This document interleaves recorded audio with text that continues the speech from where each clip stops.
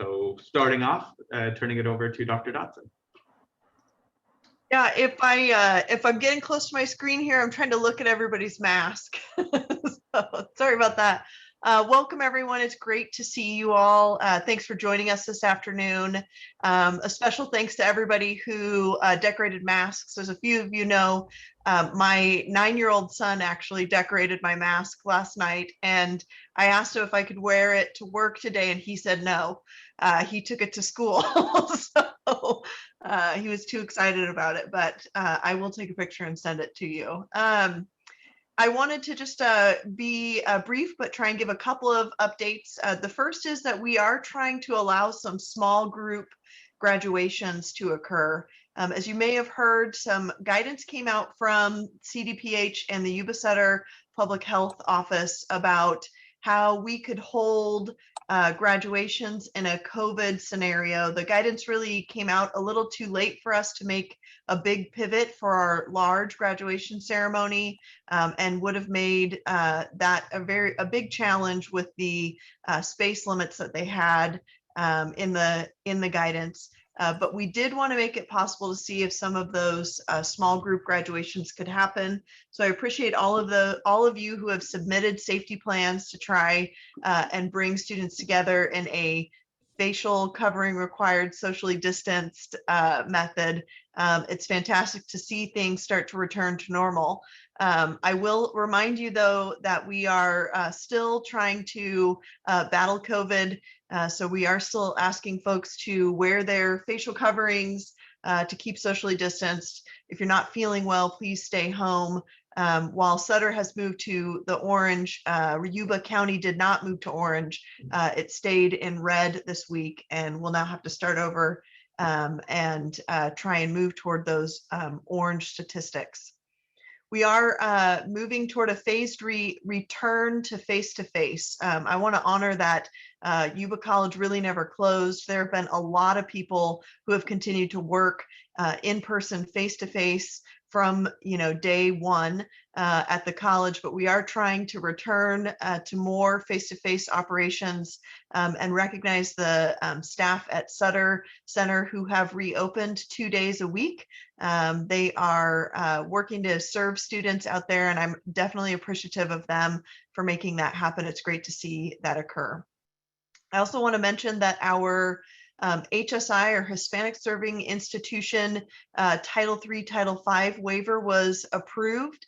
This means that we're officially federally designated as a minority serving institution, specifically because our Latinx population exceeds what is required to be designated as so. It opens us up for opportunities to be able to access funds to support programs that will help that student population to succeed.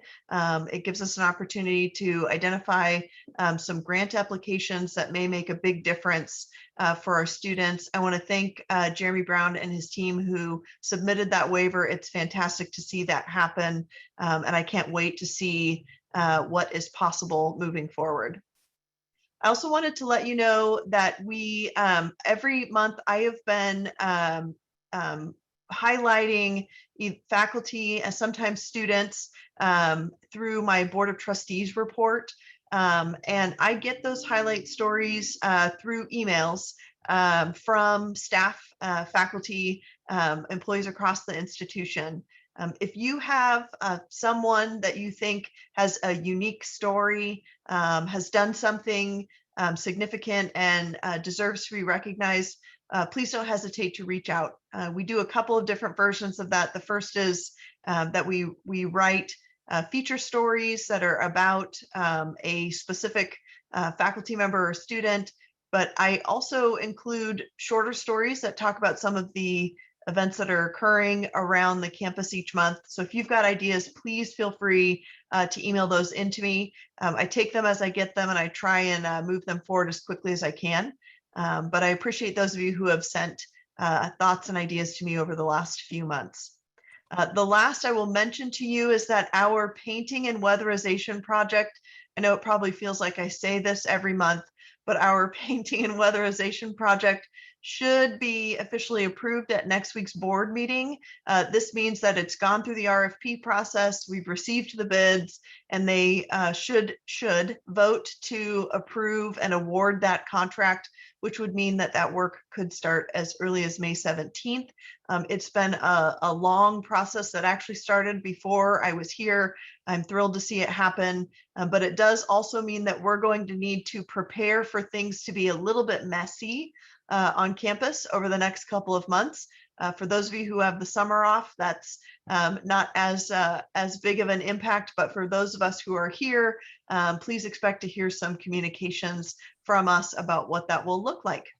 That is it from me. And so now I will turn it over for our Asian American Pacific Islander Heritage Month recognition. Yes, so we have provided information here. You saw the email that came out from Dr. Dodson to mark the beginning of this month. We have some local resources, including a local Chinese American museum, information on that, and our local Chinatown in Marysville. We also have some information about bystander intervention training. So some guidance on how to be an ally, how to stand up and support our AAPI populations. Some additional information on different resources, websites, podcasts, where you can find out more about AAPI experiences. We'll also be sharing, I don't know if it's already gone out, but we'll be sharing information on a student senate, statewide student senate webinar series on AAPI students and that are supporting AAPI students. So this is our list of resources. You can see we have a Zoom background. We try and start off these months providing that. If anyone would like a copy of the Zoom background, please reach out. We will be sure to get that to you. And there we are. Next up is Dr. Tweed, I believe. Good afternoon, everyone. It is good to see you as usual. I love that everybody's coming to these and getting updated information. It is a positive sign for us to be communicating and on the same page. A couple of things that I want to talk about. I think you all know that priority registration has already started. Registration started on the 3rd. It's going to continue. I also wanted to talk to you about something that came to my attention, just so we all know about it. And I'll give you some history on student self-service is now here, but kind of on our rotational schedule. So when it comes to our schedule, I think it was about 4 years ago, when Dr. Lawlin was here, she created a rotational schedule. I remember being a dean, sitting with all of my division and talking to them about, the core classes that needed to run certain times, certain ways, and then some of the, I call them the electives, but still go to the certificate or the degree, and when they should be ran, especially if they're low enrolled. Prior to Dr. Lawlin getting here, we did a lot of chasing FTESs. Once she got here, we started to look at, we have to be better, more efficient. We can't run all the low enrolled classes that we used to be running. Well, the intent from Dr. Lawland was to have this rotational schedule published in the catalog. So it showed that, maybe, Denise, I'm looking at you, so I'm going to use your class. ECE 3 needs to be ran every spring. And so it was going to notate that in the schedule that it was only a spring ran course. We didn't get to that yet, COVID happened, but, also we had student self-service come in. I need you to know this is now a priority, because in student self-service, it actually states when the class is going to be ran if it's on the rotational schedule. I've had a lot of meetings now where, people are saying, well, no, it's not supposed to be that. We need to change that. It's not so easy to do now. So it's become a priority. It's part of guided pathways. I realized it, I don't know, in a few scheduling meetings ago. I think it was brought to my attention, oh no, this is how this is working. So we really need to kind of sit down with the divisions again, with the department faculty, and really map out when the classes are going to be ran, which is in line with guided pathways. And so I'm going to be working out of my office to find somebody to kind of help update the rotational schedule, but also looking at the pathways and the mapping, which, you know, I know we're doing mapping 2.0 with guided pathways, but they're just trying to map the certificates and programs that weren't mapped prior to student self-service. So this is a big project. I don't know how much of it's going to get done before summer break. But it is something that needs to get done and is a priority coming out of my office. So I just wanted to update you on all of that. And just so you're aware of kind of the why, you know, for our students to know when classes are going to be offered. Other than that, I don't think I have any more updates for you. We're almost there, guys. We're almost there. Finals are coming. Good luck. And next up is Dr. Hunt. Hello, how you doing? Happy Wednesday to you. So I wanted to announce pending board approval, we'll be hiring our transfer career veterans resource technician. Hopefully after board approval, George Jimenez will start with us with a scheduled date of May 14th on a Friday. So we look forward to her starting and being a valuable resource to our community as we support students in those various areas. Next slide, please. Peak registration, as Dr. Tweed also mentioned, we've restarted. Peak registration opened up on May 3rd. Student Services has a bit of updates of time of where we're providing in-person services Monday through Thursday, 8 a.m. to 6 p.m., Friday, 8 a.m. to 12 p.m. And we're also resuming in-person counseling. So part-time counselors will be on campus each day, except for Friday, beginning this month. So counselors will, part-time counselors will be present, and we'll still have our online counseling appointments and also other student services. Next slide, please. As Dr. Dodson mentioned, we're happy to celebrate Sutter Reopening on Tuesdays and Wednesdays from 8 a.m. to 6 p.m. And we'll be moving to 4 days per week as we transition to 410 starting June 7th. And we have it currently staffed with campus operators, library and trio will be departments on site. Also, we'll make sure that we still have counseling, financial aid, and other services will be available via Zoom. Also for the month of May, administrators being there to help out, just for support. Of course, we have Roy, who oversees Sutter Center. I'd like to thank Christina Vanucci and Dean Brown and myself, who will also be there over the course of May in support of Sutter Reopening. Next slide. Well, as we talked about, registration is open. I'd like to thank the counselors for working the quick reg, just highlighting April 24th and just about 3 no-shows. Sometimes when we're providing these services online, one benefit that we have seen is that there's less students not showing up for appointments, and I'm certainly getting a lot from those discussions. With DSPS, an announcement really for just when you're encountering or working with students who identify as DSPS and are approved through the DSPS department, they may still be qualifying for college promise funds. There is a bill of support there for students who are taking under 12 units. If approved by the DSPS review process, will be able to qualify for college promise funds, which is very beneficial.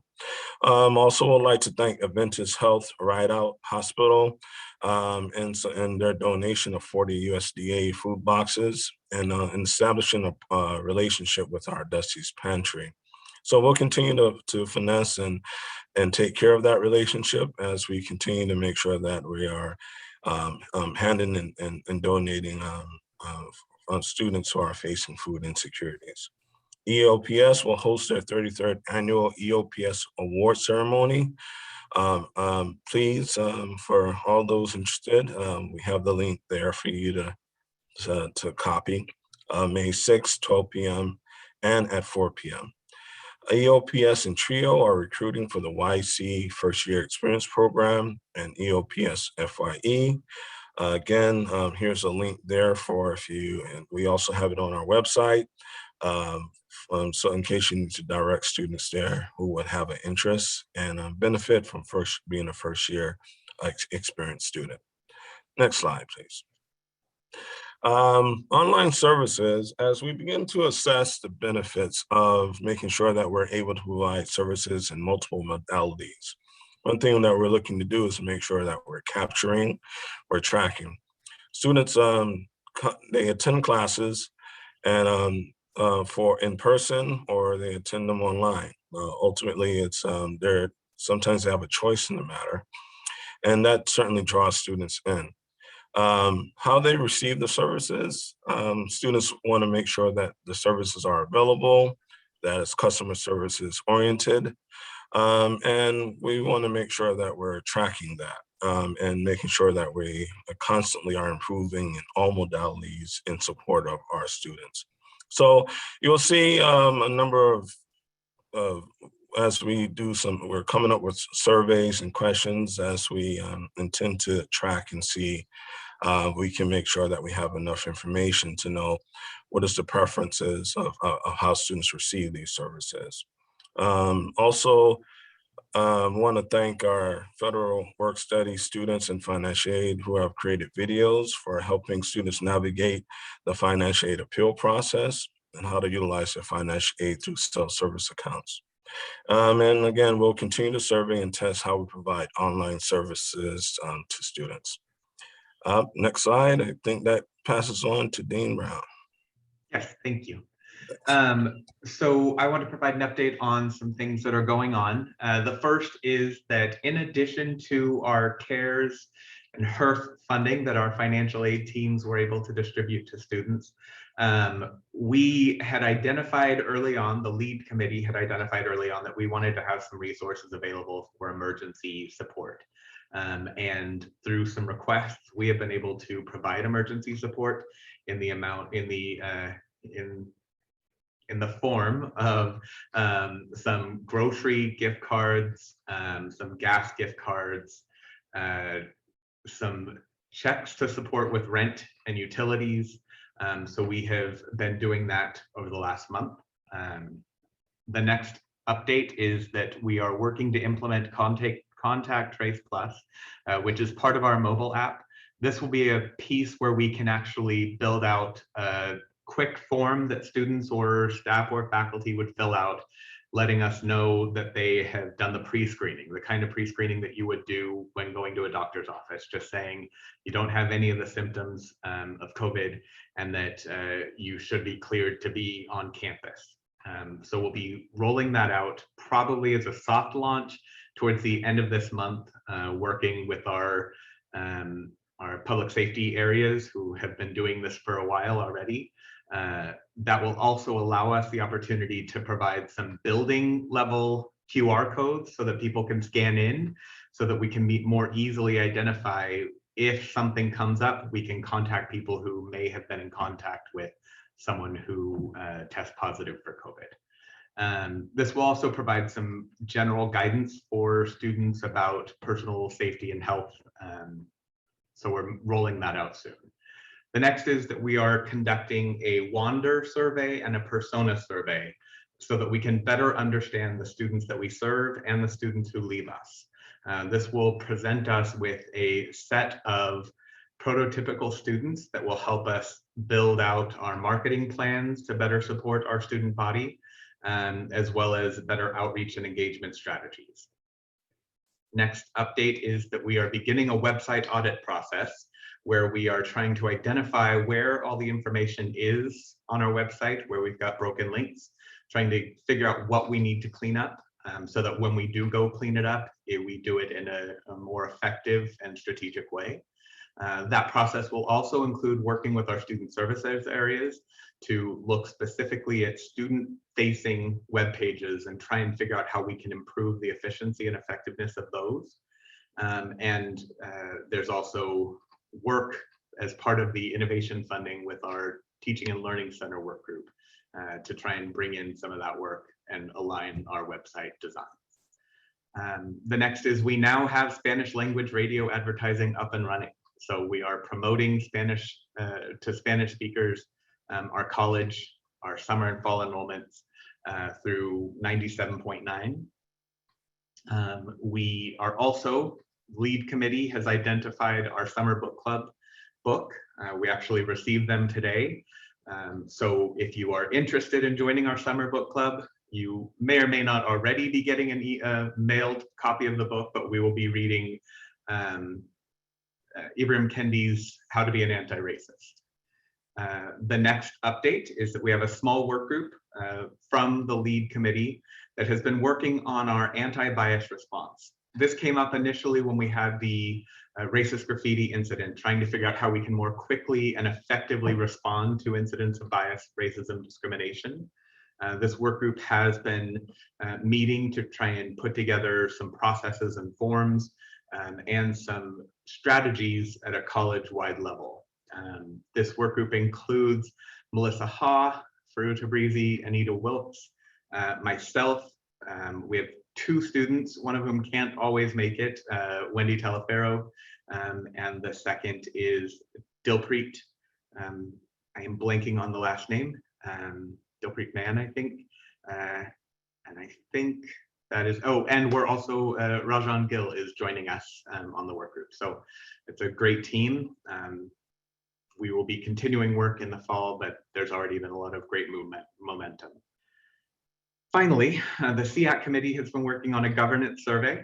We anticipate having that ready to send out before the end of this year so that we can have information as we really launch our governance review process in the fall. This has been something we've talked about quite a bit in different areas, but we have a work group that is currently being identified to help facilitate that work across the college.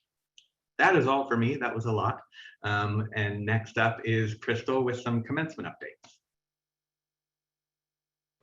Hi, quick update on commencement. As you all know, it's only a few weeks away. The semester went really quickly. The students that are graduating this year will have had an entire year of COVID-19. So we are trying really hard to offer them a lot of different opportunities for commencement. First up will be the virtual commencement that will be at 7 o'clock. That will be just like last year's. We're hosting it through marching orders, and we invite everybody to log on for the live streaming of all of the speeches and the student slides. And then in addition to that, I'll put up the email in the chat.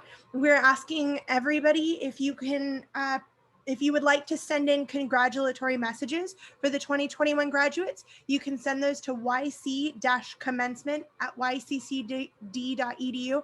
Once again, I'll put that in the chat for you. And then we're really excited to introduce the drive-through commencement schedule this year. We've arranged it based off of majors for ease, especially for faculty, so you can actually see the students that you've worked with over the last couple of years.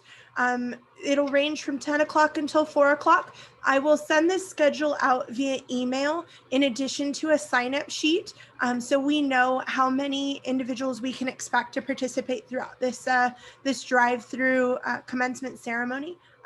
Thank you to the commencement work group that's been helping through all this process, and I appreciate everybody who's participating. Thanks.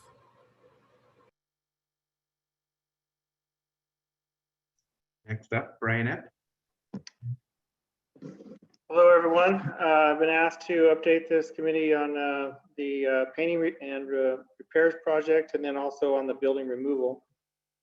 And so for the first slide here, do we have that, CZ? So what we have is the painting and repairs project. It's actually, we broke this project up into 2 parts because not all the building needed repairs done. Most of our buildings are concrete with not a lot of wood structures and that type of thing. So there's better value when you don't have to bring a general in for everything. So we wanted to direct award. It allowed us to not to go to DSA for this work because it's just maintenance and repair. So it saved us a lot of time, but this work's been going on for quite a while. We've been working with PBK Architecture to develop the working plans and drawings and ideas of what we wanted to do. There was a college committee put together for that. So there are two parts of the project. Part of it was repairs and the painting. We were able to bid those separately. That was also, again, to save value on the project. We grouped the buildings into 3 sets of buildings instead of just awarding. I mean, we can imagine we have over 20 buildings at the college. But trying to paint 20 buildings in one summer is, you know, a tall order for any firm. And so by grouping the buildings into separate groups, we were able to bid them competitively and then award to the lowest bidder or the least responsible bidder for each of the groups. And so that allowed us to save some money overall in the college, for the college and for the money that's being used from the bond. But group 1 buildings was awarded to a company called Polychrome, and then they actually turned out to be the low bidder for the group 2 award. And then the group 3 award we awarded to a company called Color New. So we'll basically have 2 companies out here doing this work. So we split the load between those 2 companies. And it turned out that some of the companies bid on the repairs project, and it happened that Color New was the low bidder for the repairs. Now, and it even worked out even better. That most of the repairs project are the group 3 buildings. So we've asked that their repairs that need to be done in the group 2 ward will be done early on, so they're not holding up any work done by the other firm, Polychrome. But most of the repair work will then be on them for their own painting schedule. So the repairs project says was a route to Color New. I went through that. So the first construction meeting is scheduled for May 17th. So you're not going to see anything directly on May 17th, but what that means is that's the beginning. That's when we're going to start, and things from that point forward, you're going to see changes out here. So when you consider all of the large surfaces that we have, and they haven't been updated in years, this is really going to be a large, you know, a visual change to the campus. Our expected completion time is October of 2021. And as an update to the update, there's now some color samples on the back side of the building 900, which is located facing the monument and the library. And you'll be able to see some of the colors that have been chosen. Not 100% that this is what we locked in, but these are actually rolled out as a color palette to see if we liked what we saw. And those are out there now for people to view. Any questions on that before I move on? Or put a question in the chat, I can answer afterward. The next slide, Zizi, is the building removal project for building 1300 and 1500. And if you've been out there, you'll know these are the dormitories. They have been not in use for many years. They are dilapidated. There are a lot of issues with them. They will not meet ADA requirements. Like, for example, in building 1500, there is no door in the entire building that is more than 32 inches wide. Every ADA door needs to be 36 inches wide. So literally every door in the building. So that's just one little piece. There's elevation problems. There's no elevator. There's standards which way the doors have to open and close and redirect. The building literally is cheaper to tear down and rebuild than it is to try to fix it into something that we can use. In addition to that, there's some other just, you know, serious mechanical problems with the building that it has been deemed to be better to remove it. So that's how we got here. I think some people may not be aware of that. But those 2 buildings are going to be scheduled for a contractor to take down. And so we've been working on this again with some firms. It's been in the background for quite a while, but you know, never was approval. It was just kind of an idea that this might be happening. So we did do some work in the beginning to see what hazardous materials were in there. We now have a bid for the hazardous materials, but we haven't awarded that yet. We are looking to make sure that there's going to be a California Environmental Quality Act. So the impact is done. Normally it's done for buildings that are new or you can see the impact. So when you're removing a building, it's a very low impact. We're actually hoping to get an exemption for the project, but it is still something that we need to do. And JKE Architecture is a firm that we're working for with us to help with the utility infrastructure, because where that building sits is kind of in a central location of the campus, and some of the electrical and gas and water, some of those utilities will still need to be in use. even after the building is gone. So we're trying to make sure that we're coordinating that demolition and keeping that existing infrastructure to not impact other facilities on campus.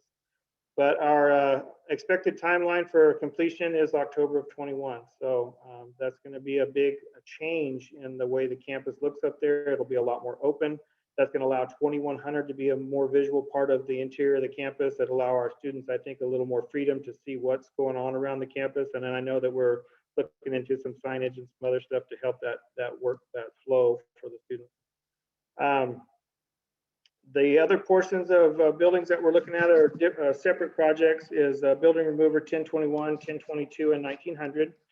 M&O is actually working to do that work and hope to save the district some money versus hiring a contractor out. But we got the green light to remove those buildings on April 8th, the last board meeting. So we've already been working to remove all the utilities. We still have the power to take down, but we've removed all the solid hazardous waste and all that's all the HVAC and the UV lights and stuff like that have been taken out. So we're going to be demoing it, and we're going to start here. We hope to start next week or the week following. But we're using our local waste management, YSD and Recology to off-haul all the materials, and then we're just using a large excavator to nibble at the building and put it in the dumpster. Our completion for this project, we're expecting to be done by 2021 or July of 2021. Next slide, Zizi. On the last part of that is building 1250 and 1251, and we are of the buildings, of the group of buildings that we had, the one that had hazardous materials in it, just because of its age, was 1250 and 1251. So we've already had a round of hazardous waste removal done in the building, and when they were in there, they realized that they dug through the layers and found another layer of a hazardous material. So we've actually got that out to bid, and it's just now awaiting to be scheduled for award. So once that's complete, then M&O will come in and finish out, remove all the rest of the utilities, and the building demolition will follow. But because of that timeline, we're pushing that out a little bit to September of 2020. Anyway, that's what I have for an update for those projects. And as anybody has any questions, I'll be happy to answer them. Cricket. Thank you, Brian. Christoph is up next. Okay. Well, good afternoon, everyone. I have a couple of updates from the Academic Senate. If we could go to the next slide. I would like to first report on the status of the auto body program vitality process. The process itself was updated a couple years ago, and this is our first time actually applying the process to a program. An evaluation committee was formed last spring and was able to meet during the fall and early this spring to gather and evaluate data and make a recommendation. The Senate endorsed the recommendation from the committee that the auto body program continue with qualification. The process basically has three possible recommended outcomes, one being discontinuance of the program, one being the continuation with qualification, and then another just straight continuation. While this program has struggled with low enrollment, there's good reason to believe that the recommended interventions, the most significant being a dual enrollment agreement with Wheatland High School, that those interventions will lead to improved enrollment. The recommendation has been forwarded to Dr. Dodson and to DCAS. And the next step in the process will be for the recommendation to go to the board from the acting or interim chancellor, depending on when that happens. The next thing that I would like to do is report out on some of the resolutions that were passed at the State Academic Senate Spring Plenary, and focusing mainly on those that encourage local action. So if you can move to the next slide, please. So first, there was a paper that was adopted that updates a previous paper on professional development. And the paper's title is there. It's Faculty Professional Learning, an Academic Senate obligation to promote equity-minded practices that improve instruction and student success. So Resolution 3.01 encourages senates and unions to work together to explore including cultural competence and DEI criteria in faculty evaluations. So again, for these, I just want you to be aware of some of these resolutions that were passed. Obviously, they'll come to the Senate for discussion, but I just wanted to make sure that you were aware of what may be coming up in the Senate. Resolution 20.02 encourages us to collaborate with our student governance body and HR to consider the role of students in hiring processes. Next slide, please. Resolution 11.04, actually both of these, 13.01 as well, concern taking steps to minimize the cost of instructional materials for students. So I guess that's more the 11.04, and then also integrating the use of OER materials in our planning and policies. Next slide. Resolutions 13.02 and 20.01 are very similar to each other, and they both urge us to work on enabling the use of chosen names, in the one case for faculty and in the other for our students, in all of our digital environments, but especially in Canvas. And I know that's something that we've been, there's been talk about having that for our students for a little while.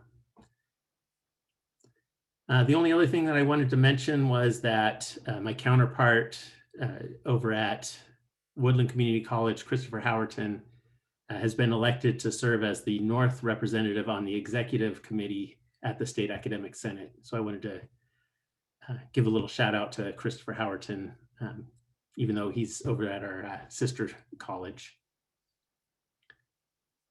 Obviously, there are a lot of other resolutions that were adopted.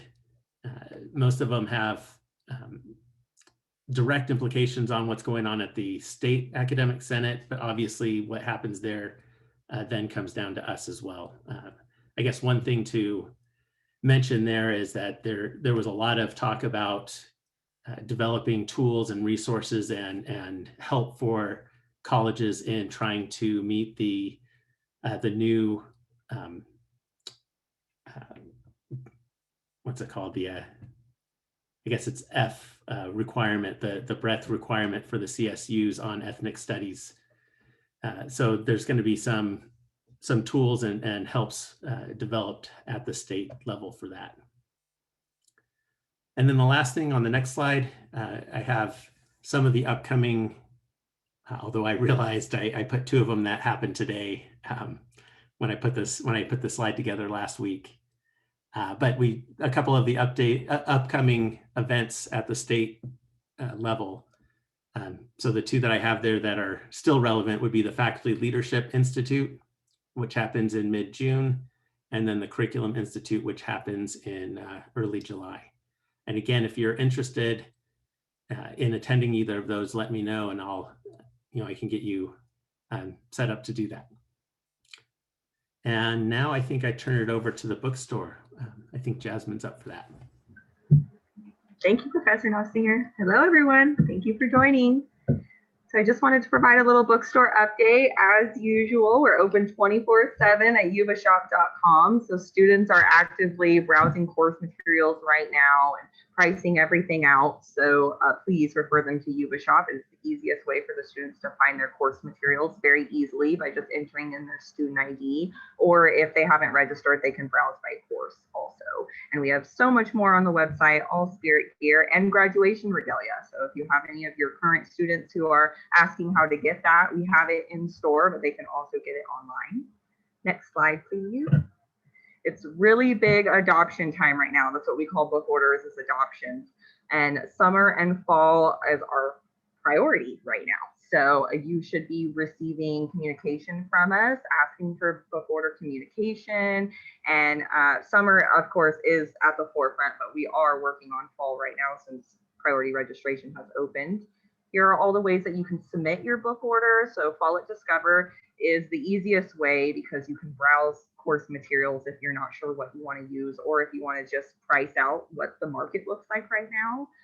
Email is great if you know what you already want to use, or if you want to copy over the same as last semester. If you want to just make it easy peasy, you can send a really quick email with, I'm using the same thing, and we can look it up, and then we'll refer back to you as if this is correct, and go back and forth like that. Phone call, you can definitely give us a call anytime you want. We're open Monday through Friday, 10 to 2. But if you want to leave us a voicemail outside of those hours, we'll get back to you.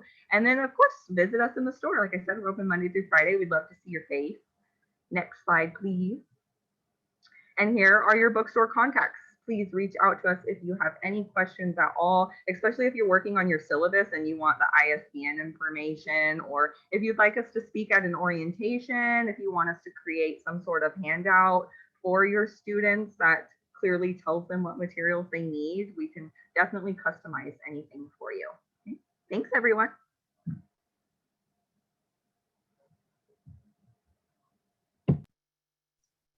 Okay, so wow, we went quickly through the PowerPoint.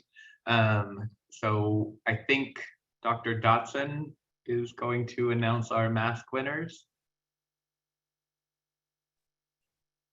I do get the pleasure of letting Laura Schretner know that she received first place in our mask competition.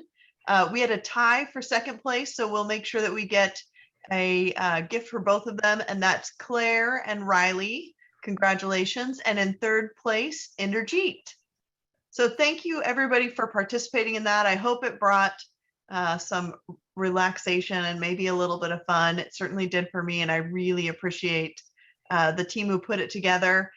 We will get a gift card to a local spot to you here in the next couple of days. Congratulations to all of you.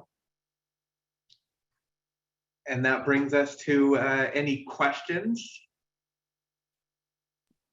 I have a question for Jasmine. Oh, I think she's just answering it just now. I just wanted to know if we are using OER books. Someone else may have this question. Some students have requested those in hard copy. There is a publisher that will publish those for the cost of printing, and also our print shop will do that as well. And I think it's like, like $20 for a book that would normally cost a lot from a publisher. So some students really want that hard copy. So I'm just wondering, what is the best way to do that with the bookstore? So a common misconception is if you're using an OER material that you don't need to submit any information to the bookstore. So even if you are, yes, please reach out to us. We can do two different things. We can either code the class as OER, see instructor for materials.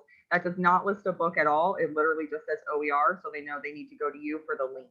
Or if there is a print version, we can find that out on the market or have Mike print it. Like you said, there's a lot of different ones. So it changes. Like OpenStax is probably the most popular OER brand or publisher, and they create hardcover copies. And no matter what, the cost is extremely low because there isn't any, what is that called? Not licensing, not copyright. I can't think of the word when the authors like own the material. So there isn't this licensing fee. So it's literally just the print cost. But yes, if you're using OER, first step is telling the bookstore you're using OER, and then we will have that conversation back and forth of, can you provide the PDF link to us? And then from there we see, is there a print version already out on the market that we get from a vendor, or do we need to go to Mike and ask him for a quote to print it? But yeah, I found lulu.com. I don't know if you've heard of Lulu, but they are printing many of our ECE OER textbooks. Yes, we have seen quite a few of OER adoptions come way of the ECE department. We're working with Laura Daly on quite a bit of them right now too. But yes, if you have any of those documents, send them my way. We can tell you what the printing options are. Thank you. And Greg, unfortunately, I think he had to log out, but he did have a question in the chat. What are the policies for EWs this semester?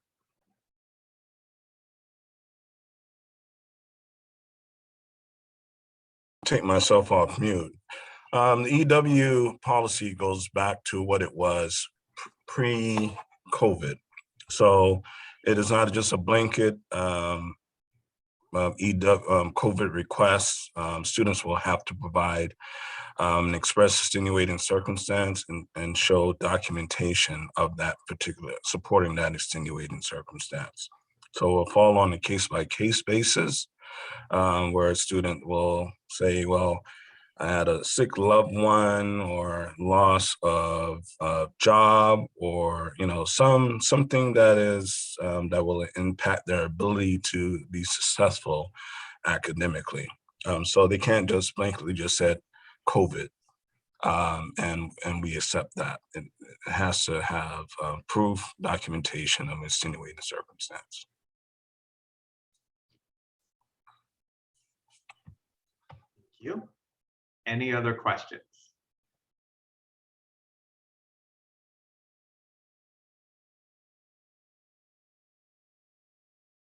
Okay.